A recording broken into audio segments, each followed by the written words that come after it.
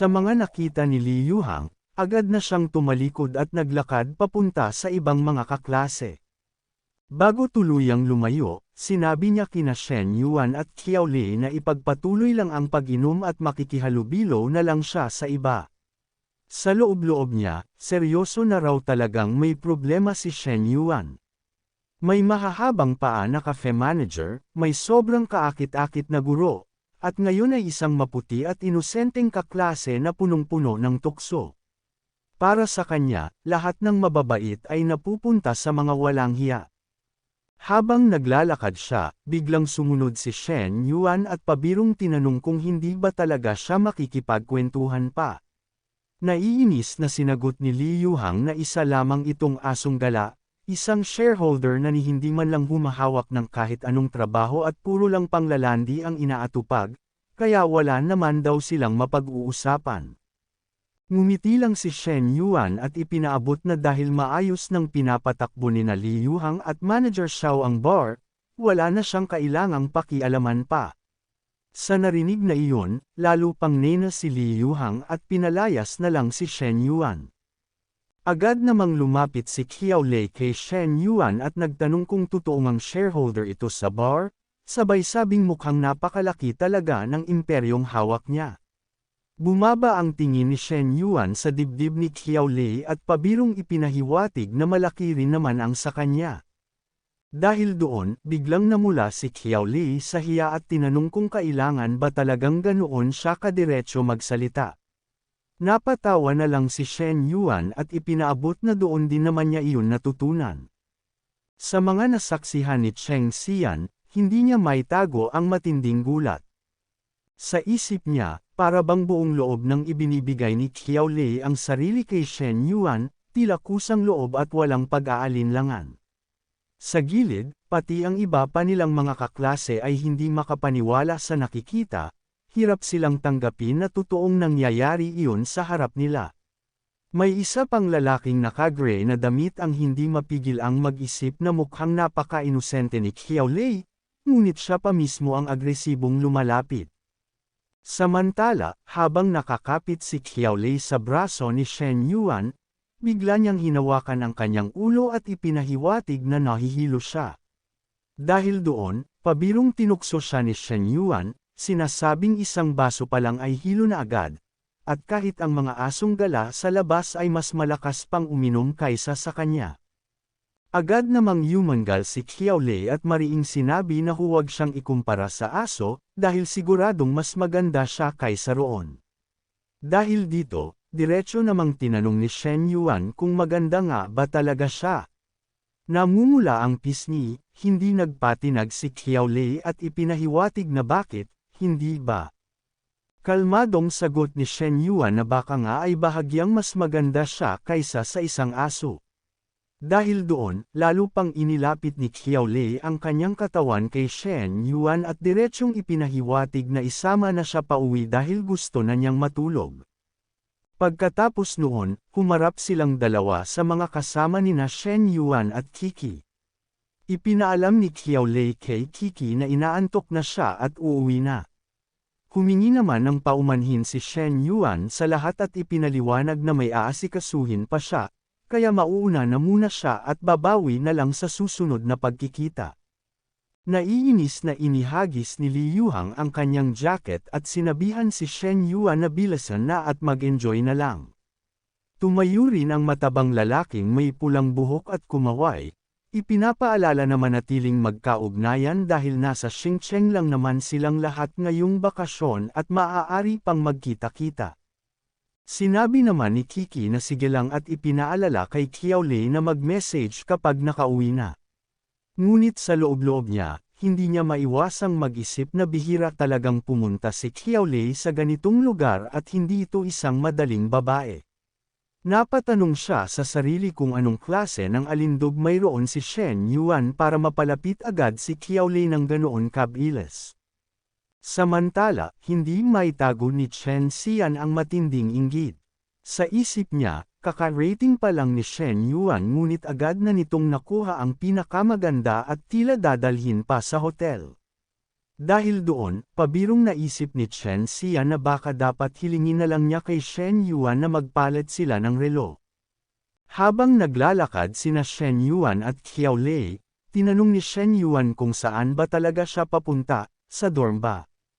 Kaagad namang nagtanong pabalik si Qiao Lei kung bakit pa niya binanggit ang dorm, at kung seryoso ba siyang ayaw na may mangyari sa pagitan nila. Dahil doon, napahawak si Shen Yuan sa kanyang ulo at ipinaalala na babae siya at sana ay maging mas maingat at mas banayad sa mga sinasabi. Ngunit hindi umatras si Qiao Lei, ipinunto niyang pareho na silang matatanda at wala namang dahilan para hindi magsalita ng diretsahan. Direkta niyang ipinahiwatig na itanong na lang kung gusto ba ni Shen Yuan o hindi. Ngumiti si Shen Yuan at malinaw na ipinaabot na hindi naman sa ayaw niya. Kaya agad niyang niyaya si Qiao Lei na umalis na.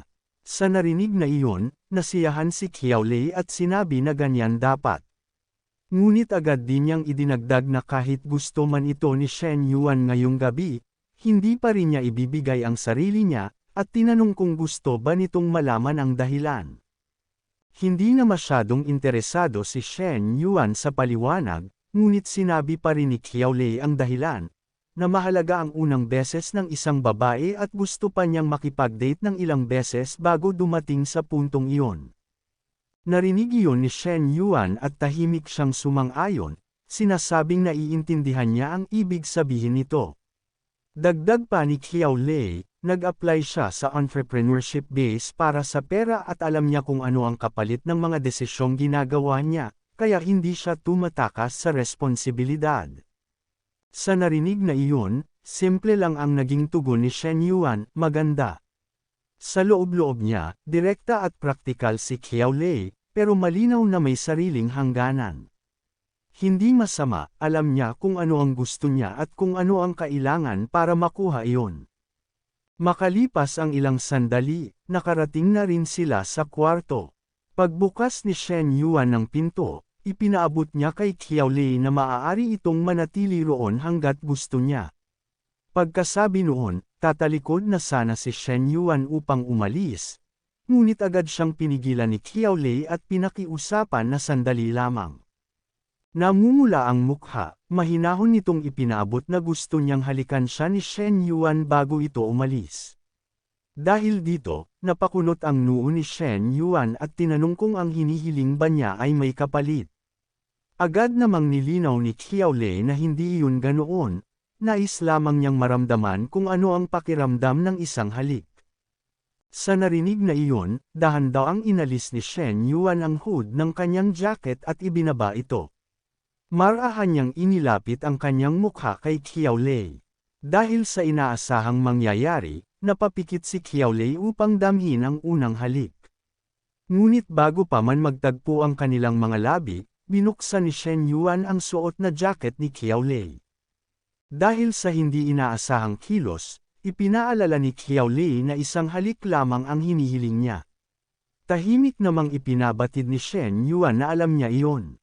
Sa halip, yumuko siya at marahang hinalikan ang dibdib ni Qiao Lei, dahilan upang lalong mamula ang mukha nito at mapatakip sa bibig.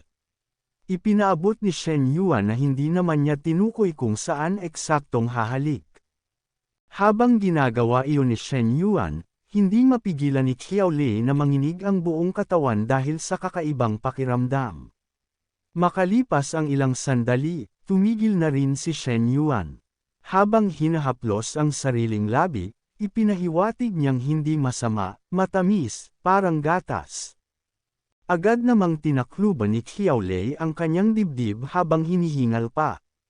Tinanong niya si Shen Yuan kung ganoon ba ito sa lahat ng babae na hindi na nito kailangang paikutan. Ngumiti lamang si Shen Yuan at ipinaabot na wala namang kailangang lokohin dahil kusa naman silang lumalapit. Habang inaayos ni Qiao Lei ang bahagyang nag-ulong bra, sinabi niyang hindi siya naniniwala at tinawag pa itong nagyayabang. Gayunpaman, inamin niyang komportable ang pakiramdam, ngunit para sa araw na iyon, hindi pa rin niya papayagan ang susunod na hakbang. Pagkarinig noon, hinawakan ni Shen Yuan ang doorknob at ipinaabot na kung matutuloy man o hindi ay hindi lamang nakadepende sa kanya. Ipinaalala niyang reserba pa lamang si Qiao Lei at hindi pa opisyal, ngayong gabi ay pinagbigyan lamang niya ito. Pagkasabi noon, tuluyan na siyang lumabas at umalis. Agad namang sumunod si Qiao Lei at tinanong kung ano ang ibig sabihin ng pagiging reserba. Kumaway lang si Shen Yuan at ipinaabot na mauunawaan din niya iyon sa kalaunan. Matapos makaalis si Shen Yuan, bumalik si Qiao Lei sa loob ng kwarto. Hinawakan niya ang kanyang dibdib at naisip na mabuti na rin, may pagnanasa si Shen Yuan, ngunit hindi yung uri na lampas sa hangganan. Habang namumula pa rin ang kanyang mukha, napailing siya at sinisi ang sarili sa pagiging mahina. Sumapit na ang 12:30 ng madaling araw nang dumating si Shen Yuan sa bahay ni Professor Li. Agad siyang pinagbuksan ng pinto ni Li Meng, na nagtaka kung bakit napakagabi na ng pagdating niya. Ipinaliwanag ni Shen Yuan na nakainom siya at wala nang mapagpahingahan. Sa narinig na iyon, pinag-krus ni Li Meng ang kanyang mga braso at seryosong ipinabatid na maaaring gumana ang ganoong palusot sa kanyang kapatid, pero hindi sa kanya.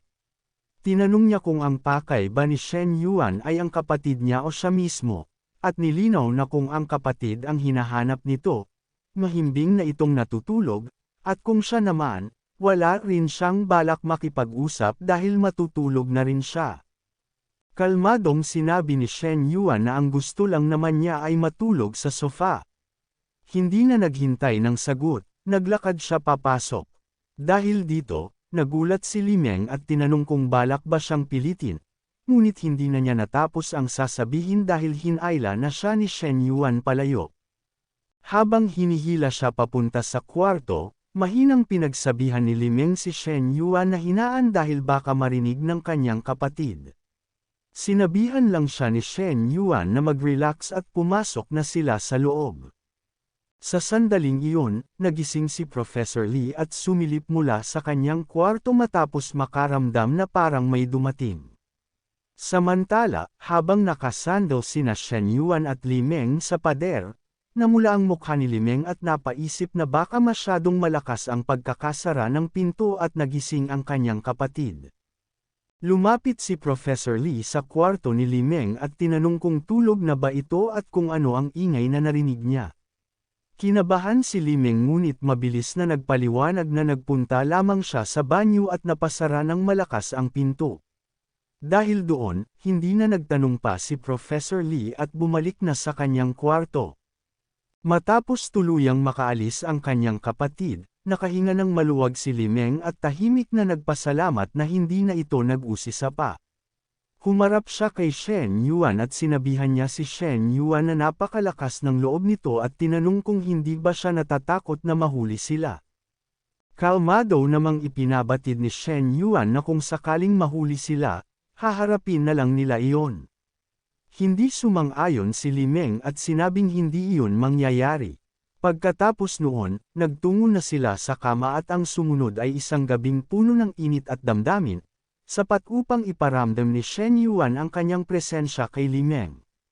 Sa gitna ng mga sandaling iyon, hindi napigilan ni Li Meng na magreklamo at pagsabihan siya na minsan ay maging mas banayad naman.